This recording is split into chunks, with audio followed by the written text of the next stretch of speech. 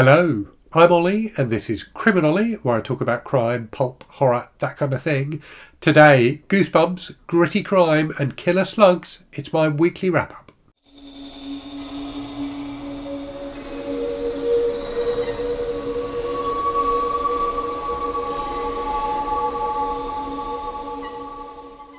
Hello, we've made it through another week, and I've got 6 books to talk to you about today, 6 things I've finished in the last week, and I will also, at the end, as I always do, talk about what's been on the channel and what's coming on the channel.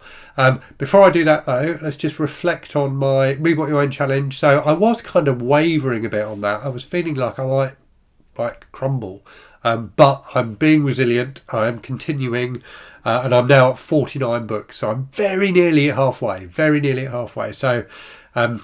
yeah, so I'm definitely going to continue with it. I'm nearly halfway. I will get to the halfway point this weekend, no doubt. Yes, so I'm gonna smash it. I'm gonna keep going. Anyway, right, let's talk about the 6 books I've finished this weekend. So the first of those was a book called NPC by an author called Ben Counter. Now this is a book that is only available in one place. So it's a book, a novel, short novel, which is being sold to benefit charity, so benefiting Doctors Without Borders or Médecins Sans Frontières. So I will leave a link in the description to where you can buy it from, and it's one of those sites where you pay what you want basically, but the proceeds go to charity. And I think you should buy it because A, it's a really good cause, and B, it's a really fun book. So it's a lit RPG. So I talked about another lit RPG earlier in the month, or rather a few weeks ago, because it was last month, it was in April, called Solo Leveling, which I read and really enjoyed. So that was the first lit RPG I read. This is the second. I actually thought this did a better job of being a lit RPG. So let me quickly explain what lit RPG is if you don't know.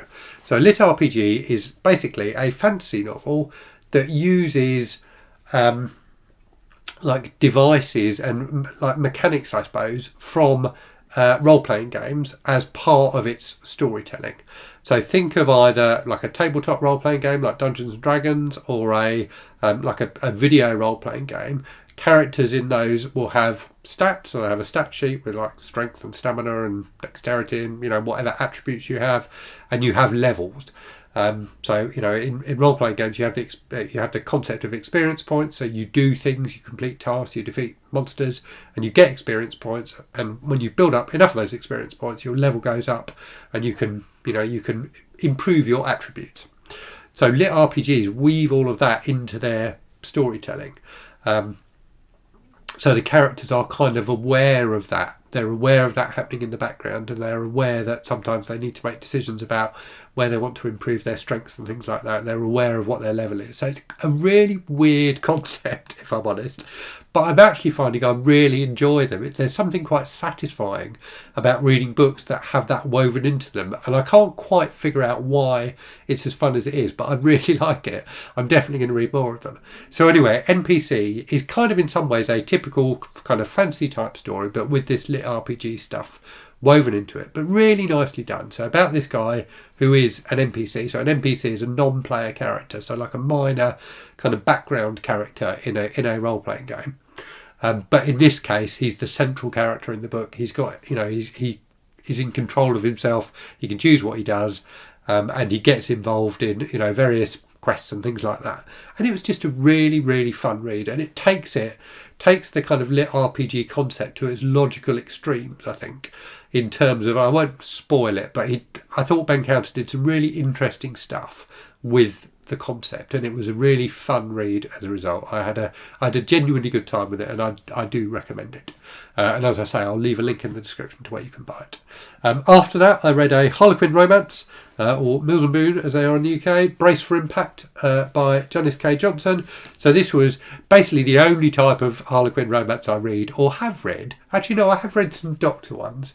Mostly, though, I like romantic suspense, which is what this is. So romantic suspense is, as the name suggests, like a kind of thriller type plot, but with a heavy romance element. So in this one, the main character, the female character, has been a witness to a crime. She's being transported to the trial in a small private plane, and the plane crashes through nefarious actions, if you like. So someone makes the plane crash, basically. She's stranded in like the mountains in the wilderness, and as luck would have it, there's a hunky ex-military guy who's kind of hiking around up there, and he saves her from the bad guys, etc., etc. So quite a linear plot, but really, really enjoyable. Some good, kind of tense, exciting scenes. The romance was like super, super slow burn, so it took a long time before you really got into the romance. And I maybe would have liked to have seen a bit more romance earlier on. Although given that she was like wounded and in distress, maybe that wouldn't have been appropriate. But yeah, in the end, it ends up being, quite cutely romantic, a little bit steamy at times. So yeah, it was just a really fun read. I enjoyed it a lot. After that, something very different, something much like bleaker, which was Crime Partners by Donald Goines. So this is a 70s crime novel, American crime novel.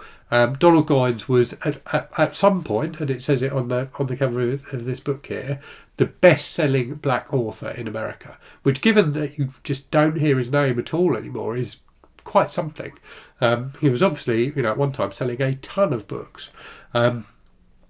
They're all similar. So this is the third one I've read by him. So he tends to write books set in, kind of impoverished communities with kind of crime storylines. So in this one, this is the first in a series of books about a character who's kind of a bit of a revolutionary paramilitary type leader called Kenyatta. There's another 3 books in the series. And he's like fighting a war against like corrupt cops and things like that. This one really focuses on these 2 guys who are drug addicts who are trying to get money, who get involved in this kind of bigger thing that's going on. So a fun read, a bit messy at times. The plotting isn't great, but the characters are really, really good. I think Donald Goines does a great job of like 2 things, of character and place, which are like essential things, I think, for good crime fiction. So he does both of those things really, really well. There's some really, really grim stuff in this book. The first couple of chapters are just absolutely horrific. It gets a bit easier after that, but those first 2 chapters were so incredibly bleak. They took a bit of stomaching, to be honest with you. But after that, it's quite enjoyable is probably the wrong word, but a fast-paced, gripping read. So yeah, that was good. After that, another crime novel. This one, an interesting one. So this is a book from Hard Case Crime. And the book is Quake by Samuel Fuller. So Samuel Fuller was a movie director, Hollywood movie director, who made some, reasonably big movies. I think his most famous movie is Shot Corridor. This was a book he wrote towards the end of his life, so published in the 90s, and it was a really, really weird, but a lot of fun. So one of those books that kind of goes all over the place, has a really broad cast of really colourful, interesting characters. So it centres on this guy who is he works for the mob, like moving money from one place to another, basically like a bit of a gopher. And he's got that job because he's got a very kind of neutral face, so no one ever recognises him. But he also suffers from these things he calls brain quakes, which are kind of migraines, but also he kind of sees stuff happening.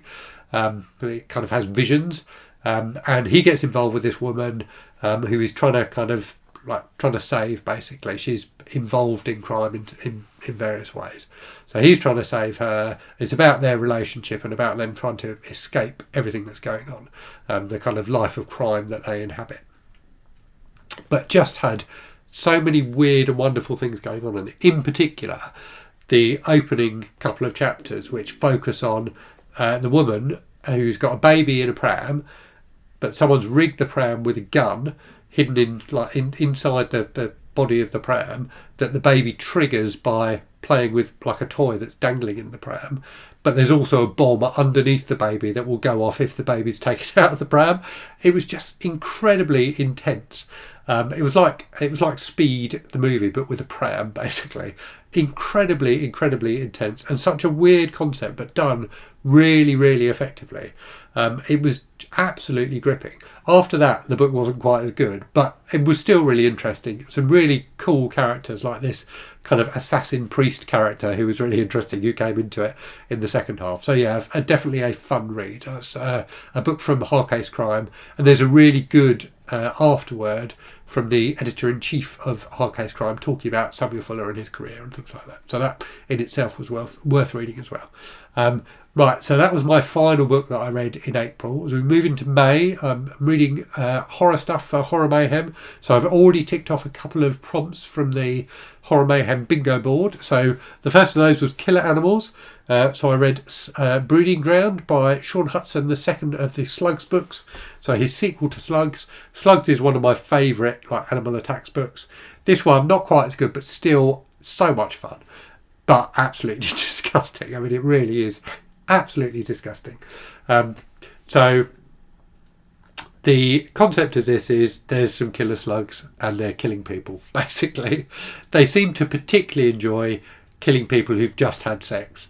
And I couldn't figure out if that was because Shaun Hutson figured it would be implausible that the slugs could kind of crawl all over people that still had their clothes on, and so he had to come up with reasons why they were naked. But there is so much sex in this book. There are so many scenes where characters have sex and then as soon as they finish get eaten by killer slugs. The slugs are bigger than normal slugs and improbably fast as well. He does mention a few times that they move unusually quickly. So yeah, really, really disgusting. And the thing that Hutson does, which I think is a bit of a masterstroke in these books, or at least just stops them from being too repetitive, is that if you aren't killed by the slugs, if you eat slug spores or whatever in your lettuce, I did have lettuce for lunch today and washed it very, very carefully, I have to say. If you eat the slug spores, it infects your brain and sends you mad, homicidally mad. So there are, as well as scenes of killer slugs eating people, there are scenes of people killing other people because they've been driven mad by the killer slugs. So yeah, an absolute disgusting gore fest, but a lot of fun. After that, my second book for Horror Mayhem was much tamer, but still very enjoyable. That was Return of the Mummy by R.L. Stine, one of the Goosebumps books. So I read this for the Universal Monsters prompt, the mummy obviously being one of the Universal Monsters.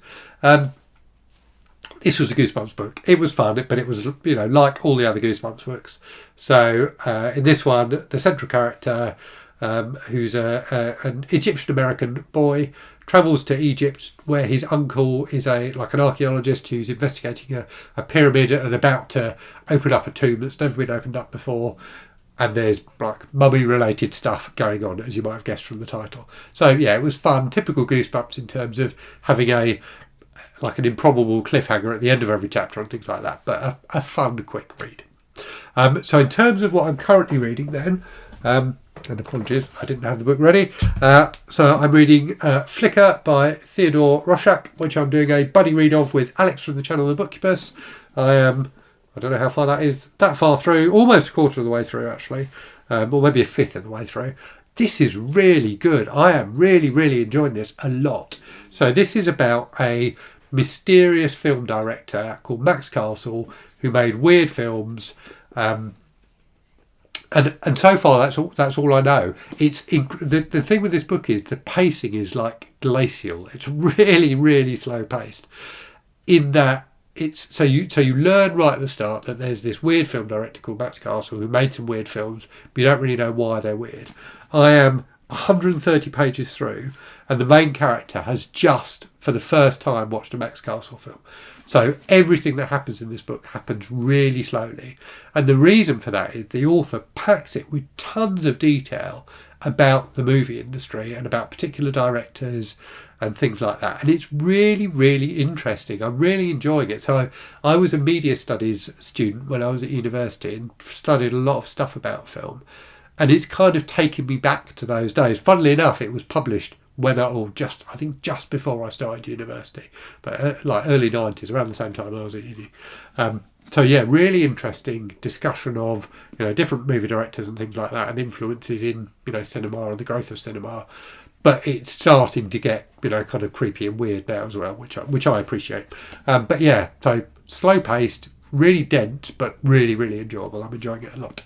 And then I've also just started listening to I Have Always Known Men by Jacqueline Harpman, which is the group read this month for MJ from the channel Reading This Live for her Patreon book club.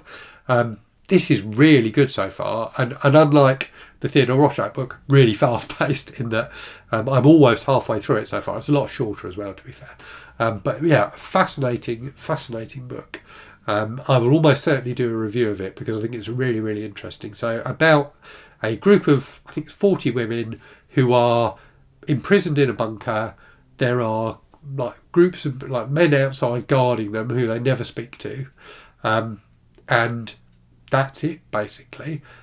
So told from the perspective of a young woman who's one of the imprisoned women who doesn't remember what life was like before being in the bunker. So they've been there for, a length of time. So it's a really interesting examination of, from a kind of slightly weird, unnatural perspective, if you like, and that the situation they find themselves in is a very strange situation, but it's a reflection on, kind of what it means to be a woman, on male-female relationships and things like that. So really, really interesting, but also really intriguing because of the kind of central mystery of why are they in this situation. So enjoying that enormously. So that is everything I've read and stuff I'm reading at the moment. I have a load more stuff for Horror Mayhem that I'm going to be reading soon as well. So looking forward to that. In terms of channel stuff then, so in the last week, you've had my 50 best books of the last 50 years. You've had my review of The Shadow Glass by Josh Winning. You've had my TBR for May, so my kind of Horror Mayhem TBR, and a video I did about ratings and whether rating books is a useful thing to do or not. In the week ahead then, you've got a video which is called Things I Always Forget to Say in My Videos, which is a bit of a random video, but there are a number of things that I always forget to say when I make a video, so I thought I'd just make a video where I included all of them. I'm going to, I think, do a review of Brainworms by Alison Rumfitt, although it's a difficult book to review. I've got a book haul video for you, and also my wrap-up video for everything I read in April. Anyway, let's leave it there for now. Hope you all have lovely weekends. Do let me know in the comments if you've read any of the books I talked about. Let me know what you've been reading this week. And as always, thanks very much for watching. Hope you're safe and well out there. Hope you're reading good stuff. And I'll speak to you again very soon. Cheerio.